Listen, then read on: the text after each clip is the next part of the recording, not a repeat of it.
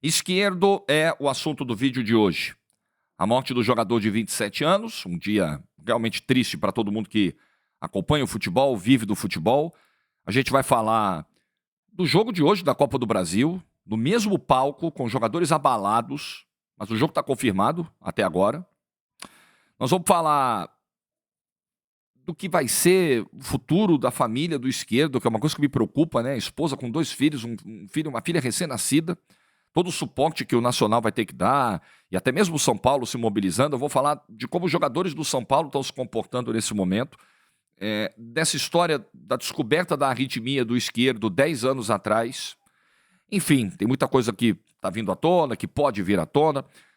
São os temas hoje aqui. Pedindo seu like, se inscreva, ative o sininho, rumo a 220 mil inscritos aqui. Tem os recados de praxe para dar. Live com a Paola Colaro, quero participar, Jorge. Você vai estar lá, Jorge? Vou, estarei com ela hoje, falando sobre um mercado totalmente digital que mudou a vida dela nesse último ano. É conhecimento e você aprender desse conhecimento pode conseguir uma transformação como ela conseguiu. Quer aprender? É de graça, é uma live grátis.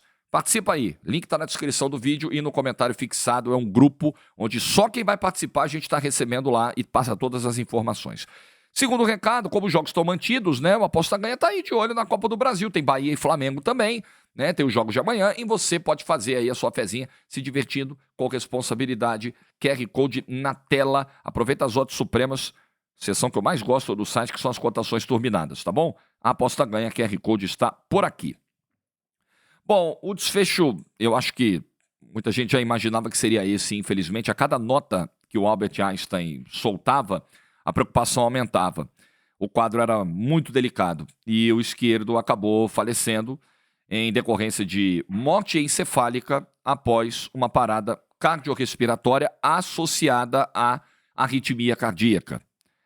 E aí eu me lembro que em 2014, segundo foi revelado agora, recentemente no Uruguai, o Esquerdo teve detectada uma arritmia.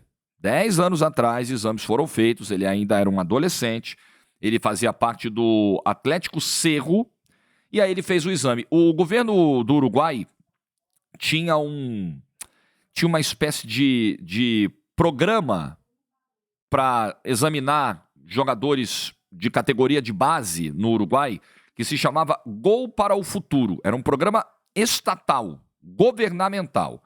Então eles fizeram exames em todos os meninos, mais de 5.200 exames cardiológicos em atletas de base no Uruguai 10 anos atrás.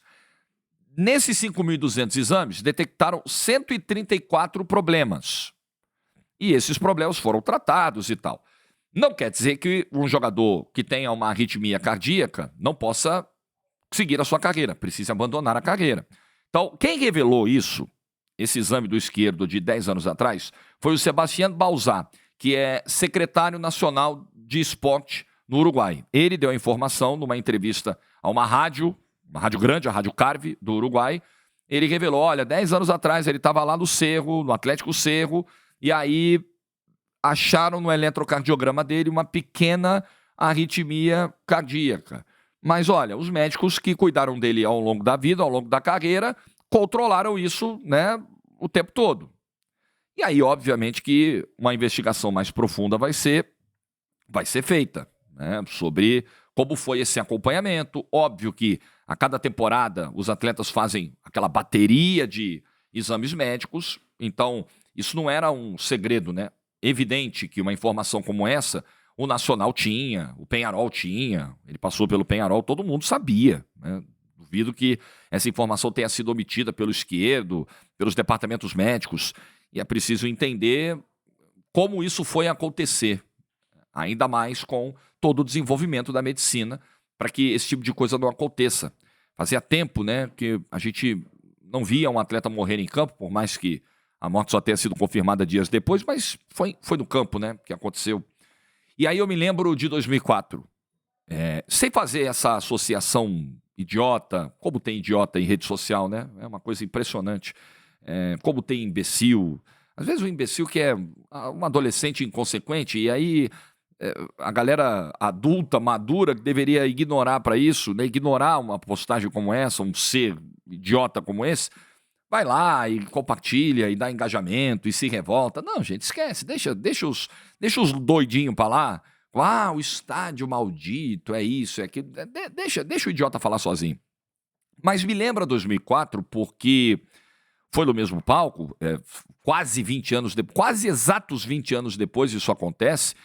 E a morte do Serginho ela é muito marcante profissionalmente para mim, porque era a minha estreia numa rádio de porte médio grande no Rio, né, na Rádio Brasil do Rio de Janeiro. Eu estava narrando no Maracanã naquela noite Flamengo e Santos, pelo Campeonato Brasileiro. O jogo foi 1-1. O Flamengo abre o placar e o Santos empata, os gols ainda no primeiro tempo.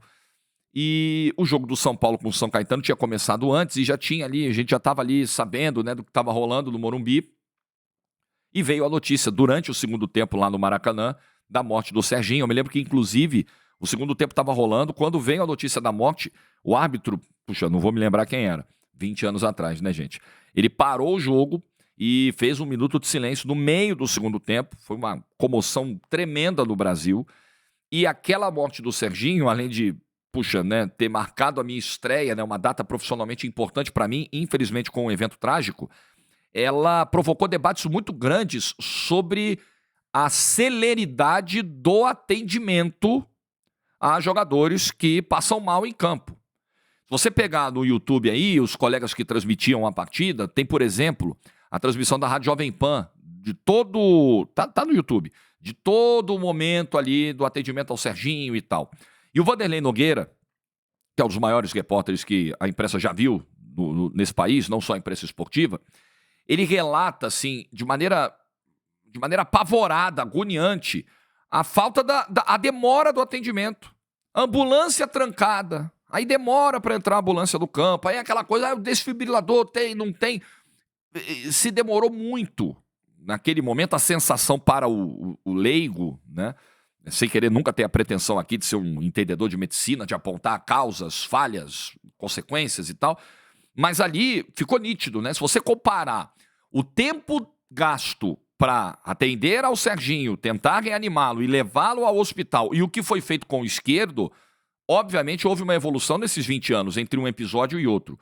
Foi tudo muito rápido e a minha sensação, repito, como um leigo, não como um médico, não como alguém formado na área, é que se não fosse tão pronta a resposta ao evento que o esquerdo teve ali no meio-campo, talvez ele sequer chegasse vivo ao hospital.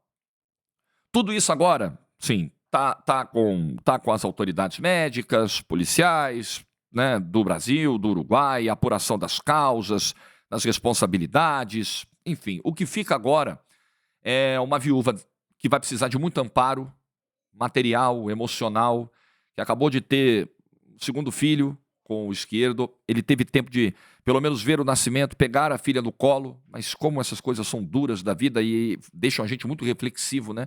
Pra gente tentar entender, caramba, por quê, né? 27 anos, super jovem, vivendo o seu auge físico, o auge da carreira, o auge como pai de família, acaba de nascer uma menina, ele não vai poder ver, sabe assim, não vai poder ver o crescimento, ele não vai poder estar ali. Essas coisas deixam a gente muito pensativo, independentemente dos valores que você tenha, das suas crenças, inclinações filosóficas, ideológicas, religiosas, mexe com todo mundo.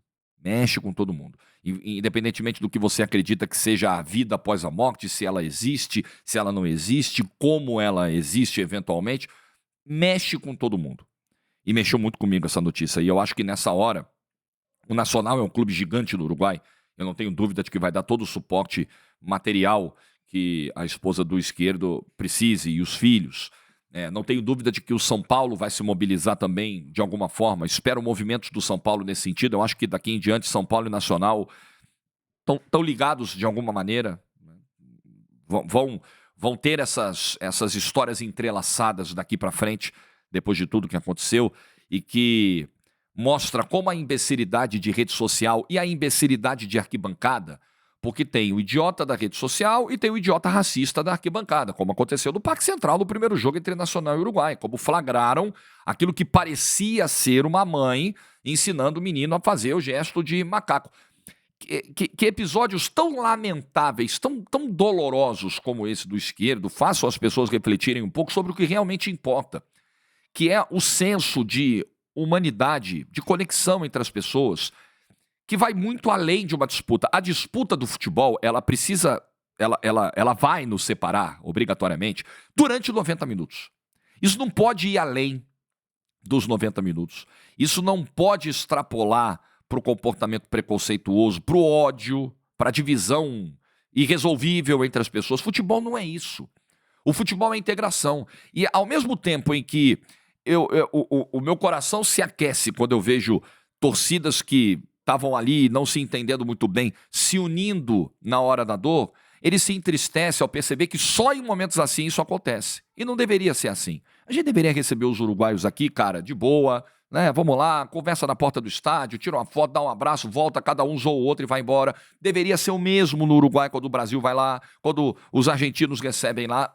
Mas, infelizmente, só em momentos assim as pessoas param e lembram, caramba, a gente é ser humano. Caramba, a minha dor é a mesma do cara. Caramba, a gente pode, né, ter uma convivência mais sadia. Zoar, tirar o sarro, sacanear, mas nunca passar desse ponto, né? Enfim, eu acho que São Paulo e Nacional daqui para frente vão ter essa triste história que vai uni-los. E espero que todo esse conforto material seja dado, mas principalmente, além do conforto material, o conforto do consolo, o conforto emocional nessa hora. Não dá para imaginar. Eu vi hoje o texto, a carta aberta que a esposa do Esquerdo postou, e é daquelas coisas que acabam com o dia de cada um. Pensei até em trazer aqui para o vídeo, mas o vídeo já está tão pesado, eu acho que nem vale. Você pode procurar aí, está divulgada nos portais, está em tudo que é lugar. Muito duro, né? Você sofre lendo e você se transporta para o sofrimento e para a dor que ela sentiu em cada palavra digitada ali. É uma coisa horrível. E aí, para fechar, a gente está falando aqui de gestos de humanidade numa hora tão difícil. O que os jogadores do São Paulo estão fazendo, Caleri, Michel Araújo, Rafinha e outros, né? Num momento de tanta dor, é algo realmente que toca a todos nós e mostra que, olha, nesse mundo onde as pessoas têm se odiado tanto, ainda existe salvação, ainda existem bons sentimentos. Inclusive, jogadores do São Paulo, alguns estão se mobilizando para acompanhar o velório do Esquerdo, que está marcado para amanhã, quinta-feira, a partir das 10 da manhã, lá na sede do Nacional. Serão 2 horas abertas ao público, 1 hora para a família, e os jogadores do São Paulo vão pegar um voo fretado, alguns deles, para acompanhar esse velório. Já estão armando toda essa logística com a diretoria do São Paulo, conseguindo a liberação, evidentemente, e estarão lá presentes, dando apoio, porque nessa hora, esse apoio, essa rede de apoio que vai confortar a família do Esquerdo, os pais, a esposa, filhos, que estão passando por uma dor tão grande. Então, os jogadores do São Paulo mostraram de que material eles são feitos. Mostraram que são humanos. Mostraram que a rivalidade fica de lado nessa hora. Alguns, inclusive, como vários relatos estão vindo aí, se prontificando até a arcar com custos de internação, tratamento, enfim, foram gigantes. Foram muito gigantes nessa hora os jogadores do São Paulo. E acho que o jogo de hoje, o problema é que nosso calendário, como eu sempre digo, é essa rodovia sem acostamento, né? Porque o lógico, o humano, é adiar o jogo de hoje contra o Atlético Mineiro. O jogo é no mesmo estádio onde o Esquerdo passou mal no dia seguinte ao seu falecimento, com vários jogadores do São Paulo abalados, jogadores que estiveram todos esses dias no hospital, com a família, vivendo esse drama, sofrendo junto, e vão ter que jogar hoje, porque nós não temos a mínima margem. Sensibilidade da CBF também não é uma coisa que eu espero, nós não temos também a mínima margem para adiar um jogo, porque não cabe mais, o calendário está inchado. A gente tem um ano de 365 dias e a CBF acha que a gente tem 450. E o jogo vai acontecer, não tem a menor dúvida. O jogo vai acontecer. As enchentes do Rio Grande do Sul só foram parar o Campeonato Brasileiro semanas depois. O quadro já extremamente grave. Então não esperem nada diferente. Vai ser um clima muito estranho hoje no Morumbi, eu acho. Muito esquisito para esse jogo. Vejo pouco clima para esse jogo. Mas é o que temos. É o que temos. E a gente só torce de verdade. Eu torço muito para que a esposa do Esquerdo dê a volta por cima e que tenha muita força, muito apoio, muita sabedoria para cuidar dos filhos daqui para frente, para a missão que é dura, duríssima para ela, que ela consiga tocar a sua vida em frente e que novos episódios assim não aconteçam. Com os avanços da medicina, que nada escape, que problemas assim não voltem a acontecer, porque é muito triste ver alguém tão jovem trabalhando, realizando o seu sonho, perder a vida justamente nesse momento. É uma das piores coisas com as quais a gente pode lidar. Esse tipo de cobertura, eu vim para o futebol como um narrador e agora como um analista também, não para lidar com morte. Futebol é vida, futebol é celebração da vida. Futebol é a celebração da saúde, da diversão, da união, da integração. Eu não vim para falar de morte. A tragédia da Chapecoense foi uma das piores coisas que aconteceram para mim na vida, assim, dos piores momentos que eu tenho lembrança na vida, não só profissional. Então ainda mexe muito comigo lidar com esse tipo de situação. Enfim, o vídeo tá feito nessa quarta-feira. Boa quarta para todo mundo, diante do possível. Like no vídeo se você ficou até o final. Juízo e tchau.